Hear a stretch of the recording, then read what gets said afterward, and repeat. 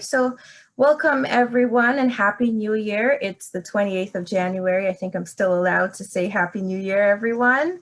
I know we don't normally see this face, but my name is Mary Ellen.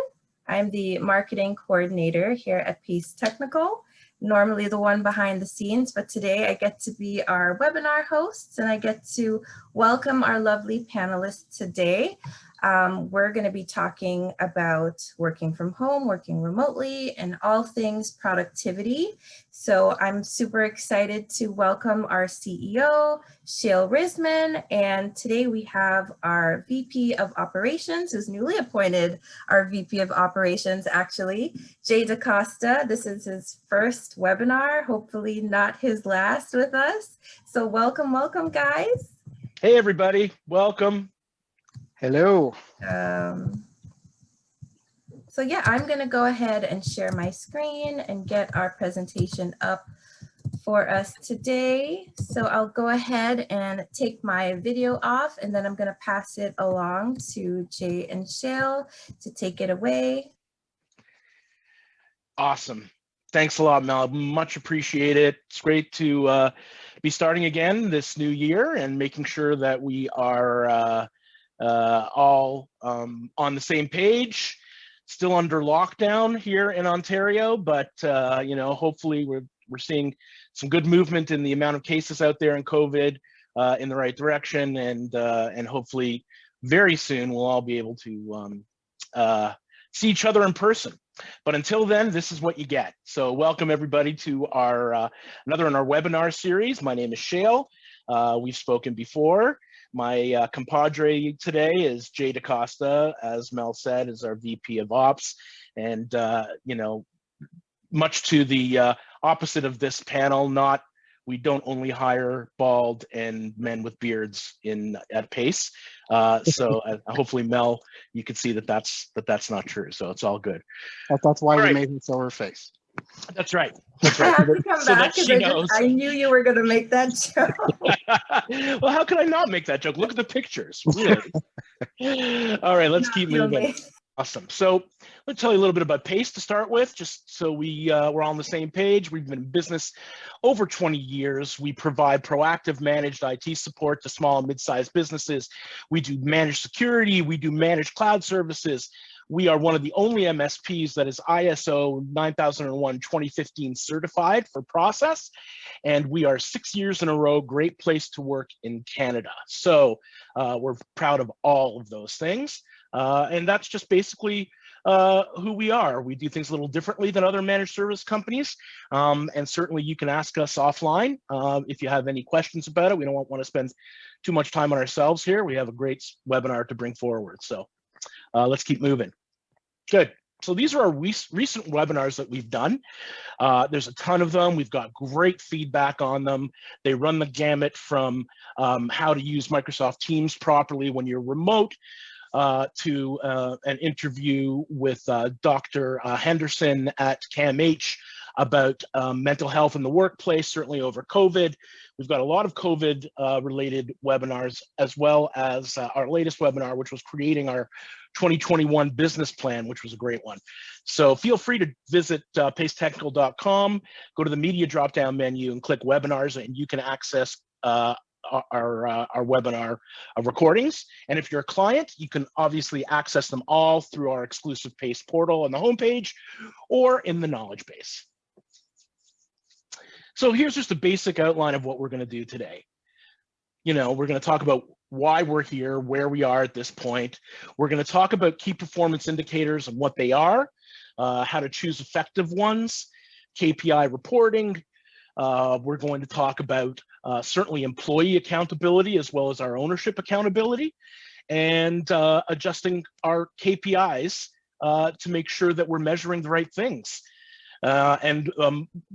Mostly we want to really address working remotely versus in-house, and we want to address measuring performance, which is something that Pace does very, very closely, versus employee monitoring, which a lot of people are also interested in, and we want to talk about the pros and cons of that, and then take some questions at the end from people who are interested in asking questions. So just as a starting point, as a personal story, you know, I've been doing business administration for the better part of 30 years, and I'm kind of old school when it comes to collaboration, in that I have always believed that collaboration has always been the most effective when it's done in person, not over the phone, not over email, that when you're actually actively engaged with the people that you're working with, that it will produce the best the best results. And that's always been my experience. So I have always, as a CEO, kind of pushed against the note or the element of working remotely and allowing people to work remotely at their leisure. I've always pushed against it. I feel that it can create alienation and really cause teams to be less effective. You know, when people work remotely, the owners and the managers, you know, you start to feel a lack of control because you can't see what everybody is doing. You can't walk around the office and kind of measure that way to make sure that people are working properly. So that's a really big deal when people are working remotely. And in order to do that, in order to really measure that kind of productivity, we have to work together as managers and teams to find better ways to be accountable to each other, or else we're not going to be able to produce the same amount of work that we always have. And in order to do that properly, we need to clearly define key performance indicators of our business and measure those to ensure that we're meeting the standards that we had when we were working together while we're working remotely.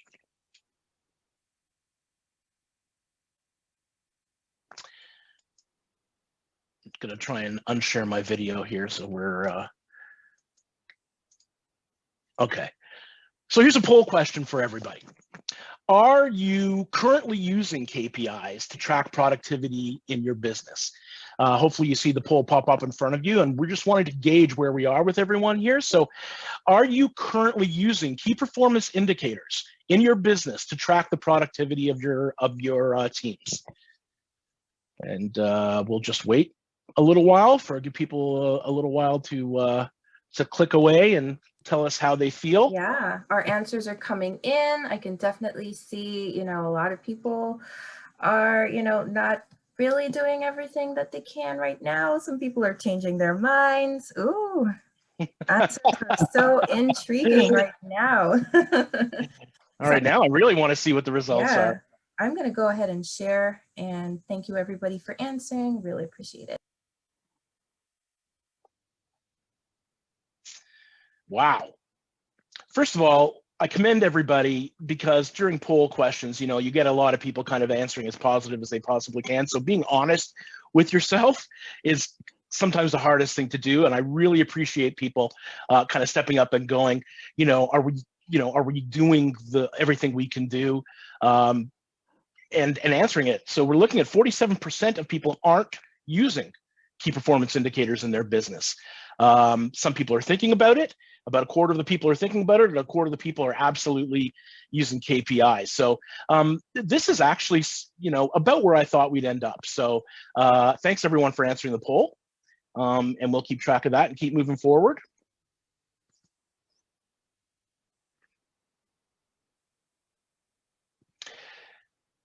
So what is a KPI? I mean, I've already said it 12 times during this webinar.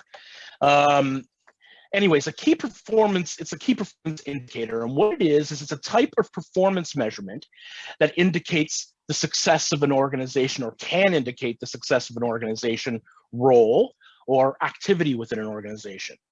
And the success can be repeated, periodic achievement of defined levels of an operational goal. Right? So, you know, like our goal is to have 0 defects in a product, or we need to have 10 out of 10 for client satisfaction. Those are KPIs to measure performance, or it can be a measure of actual progress towards a goal. And we can give some examples of that later on. Now, choosing the right KPIs for your company is a little trickier than just saying, oh, well, let's get some KPIs in place. It takes some research, and it relies on what's important to the actual role of the people that you're measuring in the organization.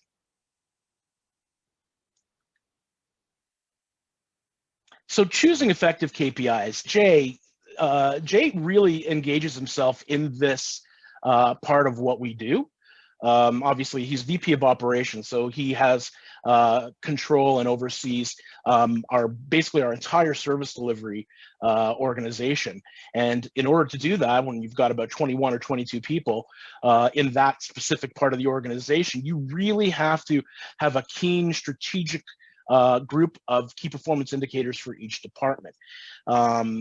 So how do we come up with those KPIs? Jay, you want to jump in here? Yeah, sure. So the key to this is to keep in mind there's a couple of different levels of KPIs you can be looking at. For this, because we're talking about remote productivity versus in the office, we're going to look at positional KPIs. So this is the performance indicators of your teams or your employees, as opposed to your your business as a whole, looking for a revenue target or something like that. So the first thing you need to do is think about the reason this position exists in the first place. How does it contribute to the success of your company? And more importantly, how do I know it's actually functioning the way it's supposed to, right? If you've got a sales team, you need them to be able to make sales. So if they're not making sales, then it's not functioning the way it's intended, right? So it's that kind of thing. So make sure you're targeting the purpose of the position, why it's there in the first place. You also need to make sure that it's easy to track, that it updates frequently enough to remain relevant, and that it provides usable and actionable information. If you get a number that you can't really do anything about once you see it, it's not a very effective way to use it to measure how you're going to change and how you're going to improve processes or employee performance. Right. So the other thing is you need to have the positional KPIs dependent on a single position. It's right there in the name, right? So if you have a KPI and it's affected by 3 different departments, then you're not going to know, if that target isn't hit, which department was the weak link or which process needs to change. So make sure that when you're looking at it, you're picking something that's dependent on that position itself. If it's something that 3 people are involved, split it into the 3 different parts they're responsible for, and that'll give you a better indication of where you need to improve. That's a great point, Jay. I just want to jump in for a second, because Yeah. that's a key part of running any kind of business. Is if you don't have somebody that owns or is accountable, one person that is accountable for a certain, not just KPI, but project, and it's, if you've assigned a group of people to be accountable, you'll never get the result that you're looking for, because it's very easy to pass accountability between those people.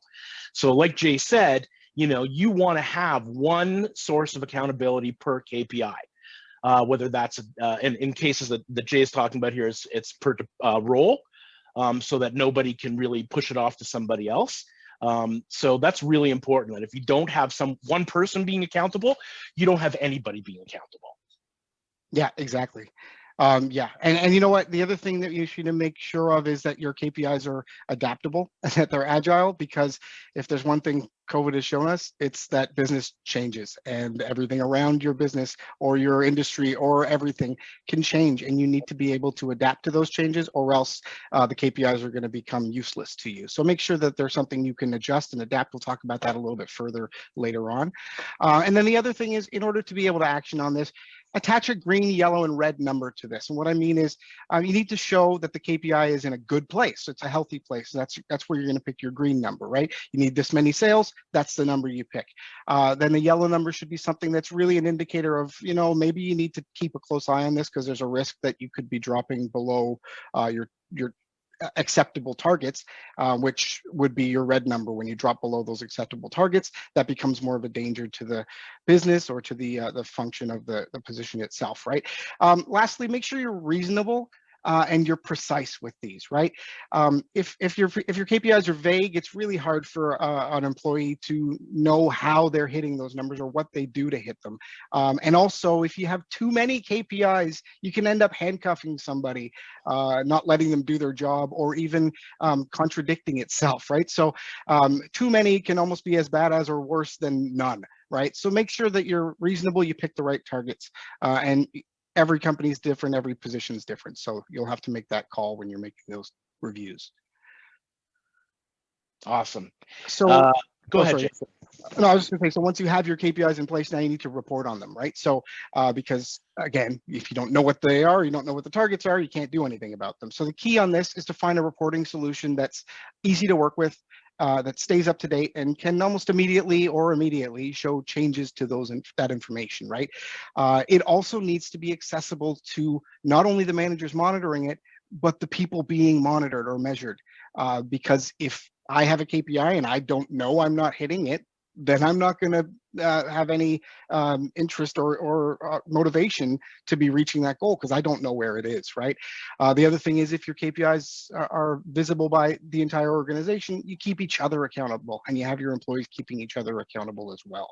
So that's really key to be able to share that information with your all of your staff, right? And you can do this a couple of ways. You can make a manual spreadsheet or something like that that you update, or you can go to the level of like a premium dashboarding software, right?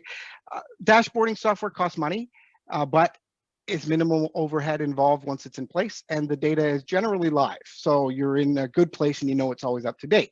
Now on the flip side, the manual spreadsheets, they don't cost money, but they do cost overhead. Someone's got to maintain them. And if you don't maintain them, you could risk having it be out of date and you'll be acting on incorrect information. All right, so the other thing is now we've got our targets, we've got our ways to report it. Now we need to figure out how do you make your employees accountable for the KPIs you've given them. And the number one part of this is to make sure they know why they have these numbers there. How do these numbers impact the rest of the organization? How do they contribute to the success of your business, right? If someone has a vested interest in what they're doing and they know why you're asking it of them, they'll be a lot more motivated to see where their position sits in the overall scheme of things, right? And you're also, it's also a good thing to include them when you're defining your KPIs. Have those discussions with the team that you're making the KPIs for if you don't have any in place. It's a great way to know something that you may not know. For example, you might pick a number that you think is one team's KPI, and when you have these discussions with the teams, you find out there are other areas that are involved in this, or maybe the team you're putting it on isn't actually the one that's accountable. So have those discussions, keep it open with the team, keep that culture of communication in place.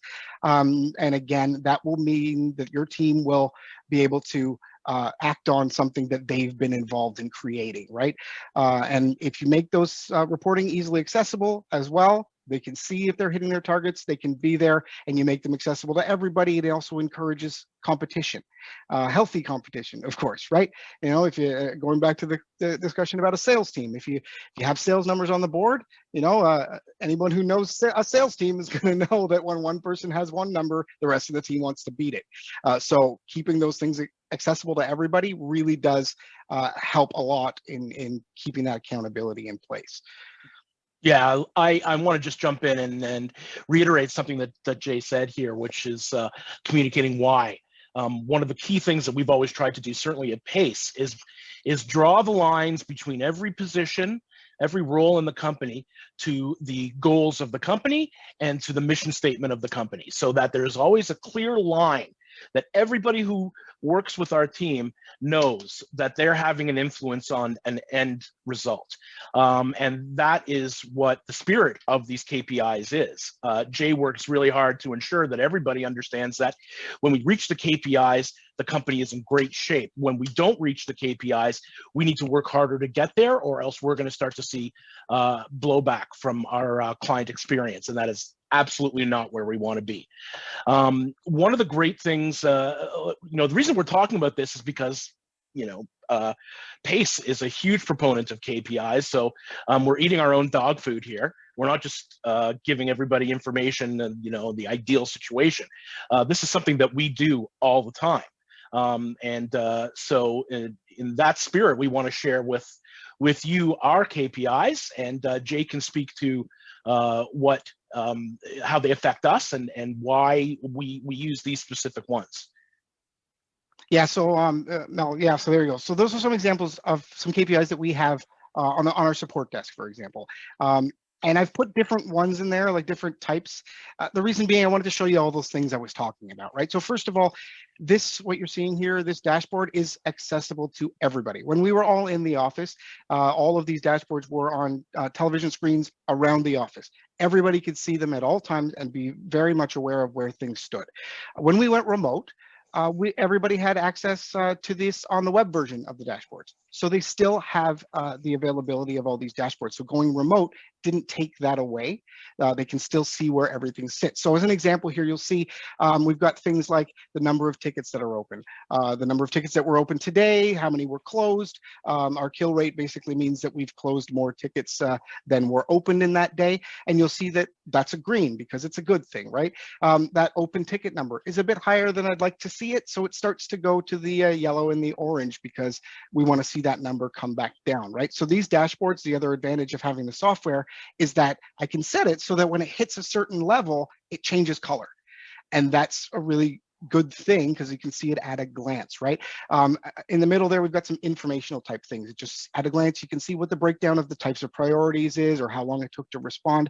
And then the last part there is what I was talking about with contests, right? We've got contests in the office, and you can see here that we've got some monthly contests, and that involves the one at the top there, the one that looks like a speedometer, is a team goal, right? So the whole team tries to hit that amount of closures in a month, right? And so that's something that the team works on together. And then underneath that, you can see a list of how many people closed how many, or which people closed how many tickets, and that's that other end of things. The last one at the bottom, I just included to show that you can actually build a KPI for something that's less tangible. In this case, it's a KPI that measures quality. And it doesn't mean that like the numbers that you're seeing there are fantastic. That doesn't mean that it's we're only doing half as good quality. What it means is it's just a measure of the client response, how many clients responded to the tickets that were closed, and if they did respond, was it a great response, an okay response, bad response? Every ticket that we close has the ability for a client to go in and make that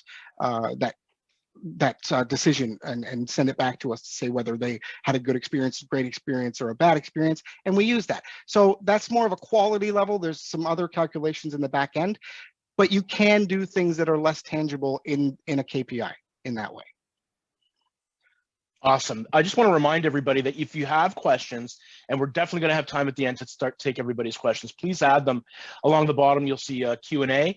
Just click on there and put them in while you're thinking about them, and then Mary Ellen will guide us through those at the end of the conversation.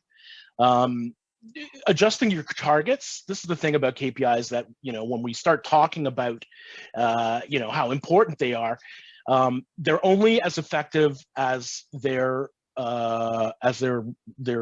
currentness, frankly. So they're live targets, right? And they need to be adjusted periodically to remain effective and relevant. The key to ensuring that you're always using accurate targets is to schedule periodic reviews of the goals. And certainly Jay and our executive team, including myself and my partner Mike, we sit quarterly and review these goals to ensure that we're monitoring the right thing. We want to make sure that we have enough data to make informed decisions about where the company is going. The targets, they really shouldn't be adjusted more frequently than once a year, but it depends on the metrics that you're using. They decide to do a review every couple of years instead. I wouldn't say it's advisable to wait any longer than that. Certainly, Jay, you can jump in, but you want to keep as current as possible. Yeah, I definitely agree with that. I mean, if you wait too long, then those targets are not relevant. I guarantee you, by the time you've waited that long, it's not even a relevant target anymore, and you could be making business decisions on incorrect information. So, the other thing too is you want to put that sort of cadence in where you're looking at it once a year or every 2 years, depending on it. But you also want to review those targets when there's a change to your business itself or how you do that business, because any sort of new technology or change in a process can have a big effect on certain KPIs because it means COVID. Absolutely, yeah. So we had to change our several of our KPIs to accommodate that. Absolutely. Yep. Yeah, and so like when you're looking at those things, what you're looking at is basically you want to take a look and see, Mel, if you go to the next slide, you want to take a look and see has this target been too easy to reach, or was it impossible to achieve since the last time you reviewed it? Because that's relevant, right? Sometimes you pick the wrong number, or sometimes things changed, right? So if you're looking at it and your team over the past, say you're reviewing it annually, if over the past year, your team easily reached their target every time, you should consider raising that bar, right? It encourages the team to reach further, to try and do better. Be careful not to turn it into an impossible goal, because that could have the opposite impact on morale and productivity, right? Right. But you need to be able to always make it something you have to reach for, not something that's easily achievable, right? And on the opposite side, if nobody came close to the target for the entire year, maybe you picked the wrong one, right? Either you could have been picking a bad number and you need to pick another one, or maybe your processes aren't really up to scratch, and you need to take a look at those processes so that your team can achieve the goal you've set for them, right? And in this case, I'm talking about an entire team not reaching it. The other great thing about KPIs and individual positional KPIs is that you can see if somebody's struggling, if a single person is struggling, right? And that is a great way to know that you need to speak to that person, try and figure out ways to help them succeed and to improve and to get up to where they need to be, right? So there, at a glance, it can make so much of a difference in those decisions. Great And point. yeah, so there we go. We're gonna pop the poll up. Shael, you want to talk about Yeah, pop another poll up. We want to see gauge everybody and how often they stay in touch with their team, and certainly we can look at this now that we're remote. You want to be able to answer this question honestly as well, to make sure that that we are gauging what kind of communications that you're using with your teams while you're not seeing each other. Yeah. Mel, you're seeing people come in on this, right? Definitely. People are chiming in. I'm seeing lots of different reactions. I think this one's going to be another interesting one. So I'm just going to give everybody about 10 more seconds to get your answers in, and then we'll go ahead and share the results. Awesome. Okay, it looks like everybody has answered. A few more coming in, but I'm just going to go ahead and end the poll and then share these very interesting results here. So yeah. Look at that. So during this period, we've had people staying, almost half of the people on this call have been staying in touch with the team every single day, which is fantastic. That's open communications. A few times a week, still awesome. Once a week, still awesome. And 12% are saying not enough. That's great self-realization. Certainly it makes a huge amount of difference to try and keep as communicative with your team during this period, even over communicate as a leader, so that they know that you're engaged, because they don't know that you're engaged right now. This steps a little bit outside what we've spoken about during this webinar, but it is incredibly important anyway. None of this, KPIs, nothing will matter without communication. So we have to obviously keep that going.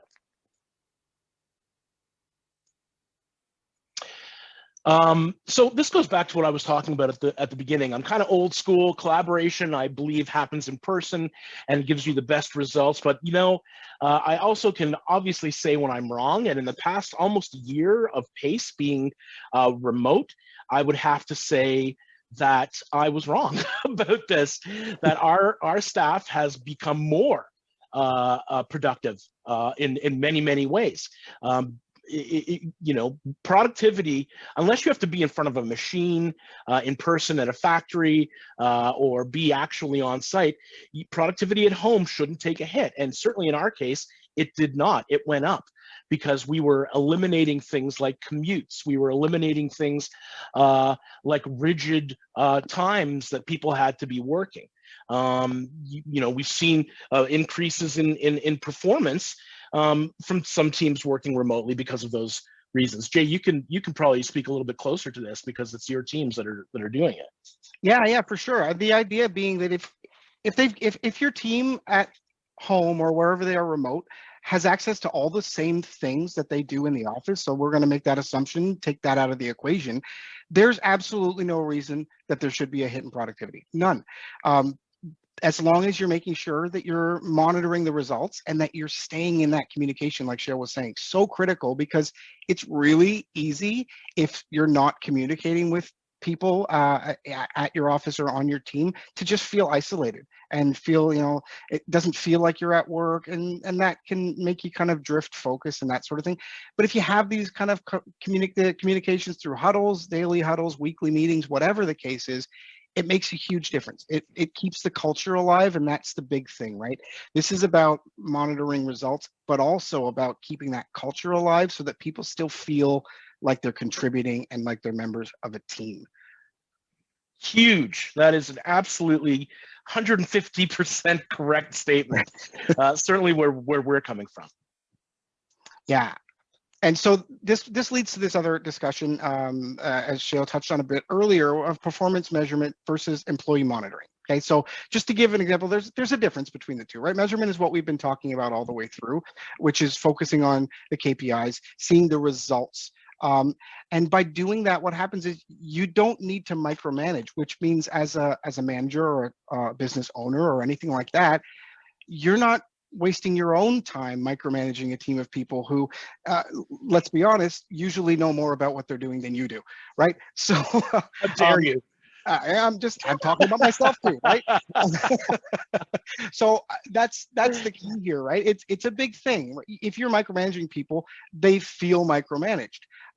But if you're looking at performance and the results of their job, then that's a huge thing. You're focusing on the end results and not the minutia. It gives people the freedom to do their job the way that's comfortable for them in their remote environment, right? Let's take an example. If you're looking at just the minutia of the day-to-day and assuming that some people may work faster than somebody else, right?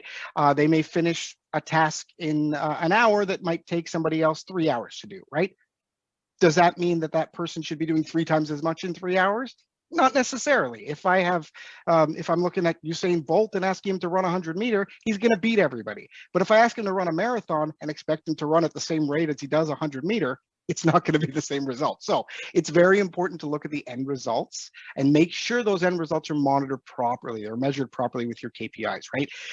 Employee monitoring software is handy and useful in certain situations, but not in a way that you might think, right? Because the vast majority of employees are not actually trying to slack off at work, right? And for the ones that are, on this slide you can see right here, if there's an employee monitoring software that just shows that your computer's in use, you can go on Amazon and for $10 get a USB thing that you plug into your computer, and it'll shake your mouse every so often so it looks like you're online. If I'm somebody who is actively trying to slack off, I will figure out a way to make that happen.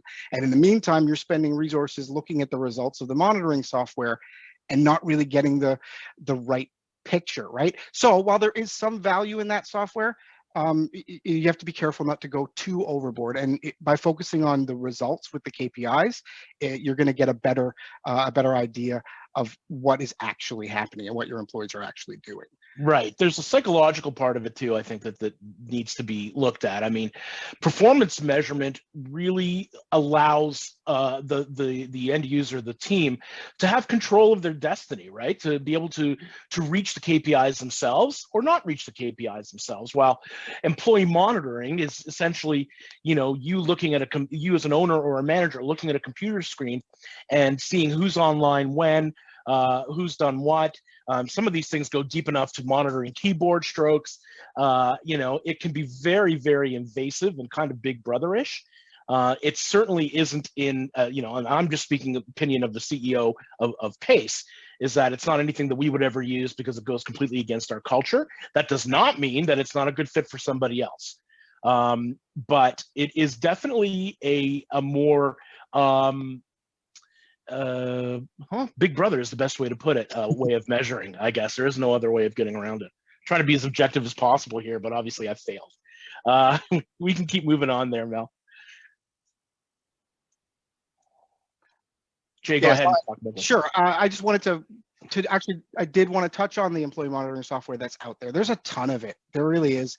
And so these 3 that I've put up here, ActiveTrack, TerraMind, and Hubstaff, are the ones that I've found, at least in my research, to be the most reputable, the ones that are the most have the most use and functionality in that respect, because there are some things where you might want to use certain ends of things, right? Security purposes or that sort of stuff. You may want to use it. And if you do, I'm going to point you just towards these three. We're not getting a cut from any of them or anything. These are just the ones that I found to be the reputable, top of the line ones that that may be of interest for someone who's looking for that. And they can come back if you're a client of ours. You can certainly address it with your strategy team, and we'll go through it with you. Look at obviously what we already know about your company and make a recommendation. But I will say that we'll also be having a conversation with you about KPIs because we're here to recommend best practices as well as meet your needs as far as software goes. So that's about, wow, we went really blew through this thing. That was great. I was nervous I'd talk too much, and then I ended up.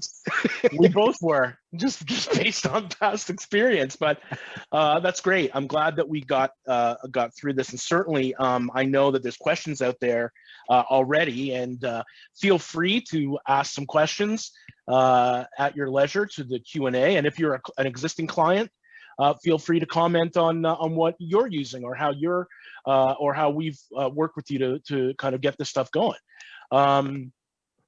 Let's look at the first question. Can you provide go ahead, Mel. Let's go ahead and answer the first question live. So I'm just gonna pop it up here. So it's, can you provide a range of costs for dashboards? Well, certainly they run the gamut. There is free dashboarding stuff out there. It's not great, and it likely has ad pop-ups. What Jay was showing you was a dashboard that is proprietary to managed services, so it's made specifically for managed service companies, so we can monitor the KPIs that way. But that, like Jay said, that doesn't mean that you can't do stuff yourself. Certainly, if you're using Microsoft Teams, there's something called Power BI, Business Intelligence, that you can hook up to your existing SQL or your existing databases as long as the APIs are there, and it will take the information out and it will display it however you want. You can crunch it, you can turn it into bar graphs, you can turn it into pie graphs. There's any number of ways to look at it. And if you're interested in using Power BI, you can certainly, and that goes for almost everybody. Hopefully, the line of business application that you're using does have a way to kind of integrate with Microsoft Teams, which most do these days. And if you have some questions about Power BI within Teams, please reach out to us. And certainly if you're a client, reach out to the strategy team, because we can definitely address that with you and work with you to try and get you a solution on it. Yeah, so just keep in mind that there's kind of two ends to that too, right? It's the cost of the software itself, and then the cost of setting it up and implementing it, which is just time, whether you have people at your place that can do that or need outside assistance with it. So it's just the two ends of it. It could be $1,000. It could be several $1,000s, depending on what you're doing. I can tell you that we made a really big investment in it, considering what it does, but it paid off within months. And it keeps these things are structured in a way to be in everybody's face and to make sure that everyone is able to reach these goals. And when we started doing it, all of a sudden the goals started being hit over and over and over and over and over again. So the investment was completely worthwhile. Next question. We can take another question. So sure. The question we have is weekly tracking better than monthly tracking? I can jump in on that one. It's a great question. And the answer to that is it depends on the KPI. In fact, some of our KPIs are live tracking or daily tracking, right? So it really depends on what you're looking at. For example, the ones that I showed you in the presentation, when I look to see how many tickets are on the board, for example, that's live, right? We want to see that as a live, or how many closed versus opened, that's live. But when I look at something like, say, something that's a contest, then I'm going to make a decision about whether I want that to be a weekly contest, a monthly contest, a quarterly, annually, and that's entirely up to what you want this KPI to do for you, is really what you should be targeting in terms of how often. Great. Great answer. Move on to the next question, which asks, what is your process for remote employee communication? So what communication tool do you use, and what are your meeting rhythms, etc.? So I can certainly speak to that more than anything else these days, and it's definitely an indication because we know what clients are using for communication is Microsoft Teams. It's come such a huge long way since it was put into place a couple of years ago. Obviously, because of COVID, it's the fastest growing Microsoft software in history. That's how quick it has been adapted to. It is an amazing way to keep solid real-time communication with your team. Certainly Jay can speak to this as well, but I find that I can, switch between conversations, one-on-one conversations with people, to easily hitting everybody through the team just by doing one specific post. You're not waiting for emails to go back and forth. They're real-time, more like text responses. You can post files. And to speak to meeting rhythms, we are very strict about ours. We have a daily huddle for our management team, and each department that we have also has a daily huddle where they share information about what they're going to be doing today with everybody in their group, in case anyone needs any help or in case someone else in the group needs to know what's going on. The management huddle is fantastic because now it's different departments sharing what their top 3 things are on a daily basis. And now if we can have some interdepartmental help as well. It's been a really great tool for us. As well, we do a tactical meeting once a month. We do strategic meetings quarterly, and each department has their own meeting rhythms set. And Teams has been incredibly great for this over COVID, for us to be able to keep track of everybody, and not just in a business sense, but being able to see people's faces in a personal sense too. It makes a huge difference. And lastly, it wouldn't be a webinar that I'm on without making a recommendation for a Pat Lencioni book. If you're interested in meeting rhythms and how to deploy them properly, there's a book called Death by Meeting. It's a very quick read. It takes a couple of hours to read. Fantastic book by Patrick Lencioni, and it talks about meeting rhythms and how they work. Great. Yeah, I must say I love using Teams, and I think Jay has a lot to say about it too, but I do find I just wanted to jump in one more, because even though I can't see the attendees here, I'm sure there's panic in some of their eyes when you hear the discussion about how many meetings there are. Keep in mind, this doesn't mean we're having a 1 hour long meeting with every department and have no time to do everything. These are check-in meetings, right? They can be 15 minutes, but they go a long way just to keep that bond, right? So, and to get that important information in place. So you don't have to worry about it's taking your whole day and nobody's doing their job. That's a great point. That's a great point. It really is. These are really update meetings. That's it. Yeah. Right. So everyone can see what's going on with everybody else. Yeah. So let's just jump right into the next question, which I think is a super relevant question and probably something on a lot of people's mind is security a bigger issue when most people are working remotely? The answer to that question is a very short yes. Just imagine we've spent, as Pace, just as a managed service provider to our clients, we've spent, the better part of 20 years, securing and ensuring that each one of our clients' networks are locked down as much as we possibly can, based on their budget and based on best practices in the industry. So we have spent a lot of time researching and deploying solutions that work in business networks. Now imagine suddenly over a period of a day, all of those people who work in all of those networks, in our case, about 3,000 end users, moving home. And suddenly you've gone from, 70 to 100 networks that you're controlling to literally 3,000 networks that now we have to control, we have to try and secure, we have to try and ensure that nothing is going to escape there and nobody can get in and touch the business assets. It's a massive undertaking. And, that's a big deal when it comes to security. So the short answer to that is yes. It's less secure to work remotely, but it doesn't have to be. we have ways of making those adjustments for people to ensure that when the people are working from home, that it's as secure as the business is comfortable with. So again, if you have questions about that and how to ensure that your remote force is taken care of securely at home, you know where to find us. Right, and we're going to move right to the next question. What do you recommend investing money into employee monitoring software versus a dashboard software? So what do we recommend? I can, well, I mean, if you've been watching the presentation here, you'll know that I'm biased because we've been talking about dashboarding and KPIs and that sort of thing versus the monitoring software. It really does depend on your business needs and what you're comfortable with. I will always encourage going towards the KPI and dashboarding end of things rather than the monitoring, because you're investing money in both ends. But I think the results you're going to get out of a dashboard and KPIs are much more valuable than what you would get out of the monitoring software. So that's just where I sit on that.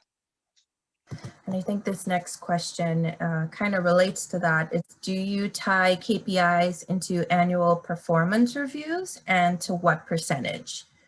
We definitely do that. That's the great thing about KPIs, is that you can measure whether a team member is being effective in their role or not effective in their role. So we do tie it into to annual performance reviews. It's certainly not the only thing out there. We our culture demands that we are creating a fantastic environment for our employees, but absolutely, you can use KPIs effectively, very effectively, in performance reviews, as long as they make sense to the person that you're evaluating.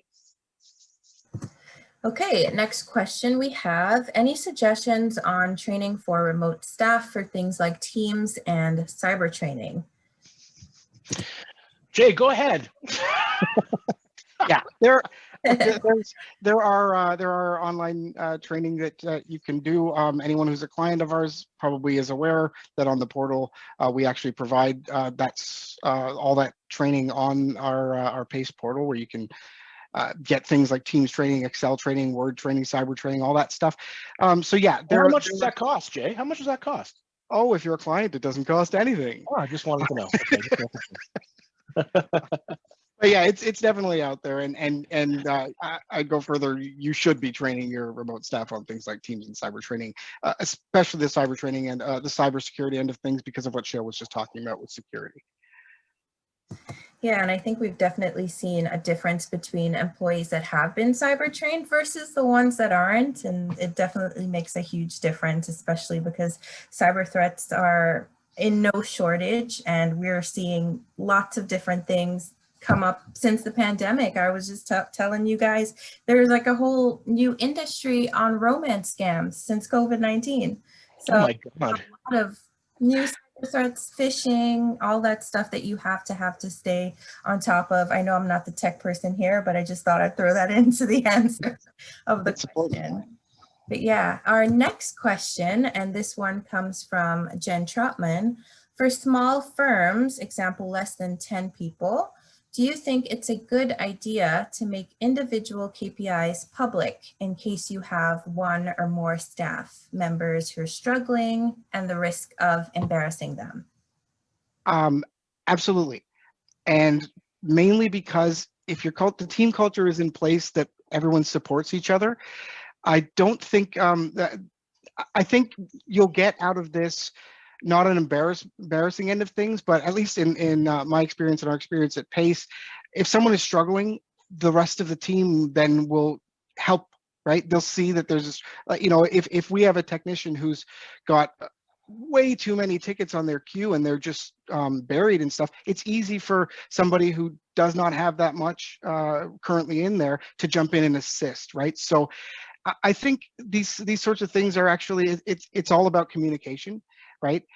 So the communication is there, and if it's a team that you're talking about where multiple people have the same KPI, it encourages that discussion in less about you're not doing a good job and more about how can I help you do better, or here's some tips that I do in my job that might help you doing it in yours.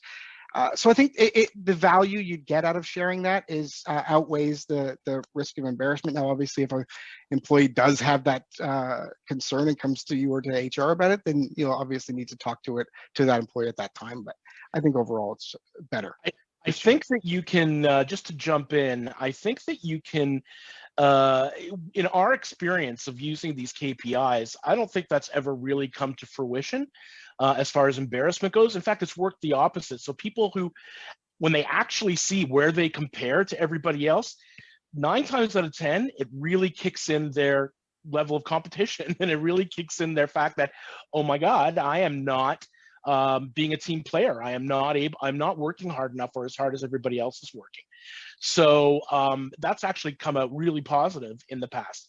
And again, if it hasn't, if for some reason that person is not, and this has happened once in our history, if that person is unable to hit the KPIs, they have decided to move on, and that's okay too. We have high standards. We have a high level of client experience we're trying to push forward, and we definitely set high levels. 99% of our people hit it, and that's because they have physical viewing evidence of what they're doing. And this one is not a question, but it's a comment. It's from Rose Shaw. Hi, Rose. She says, you put on a great webinar and you made me laugh out loud at home with you. Thank you. Oh, isn't that lovely? Well, me and Jay are used to people laughing at us, so that's good.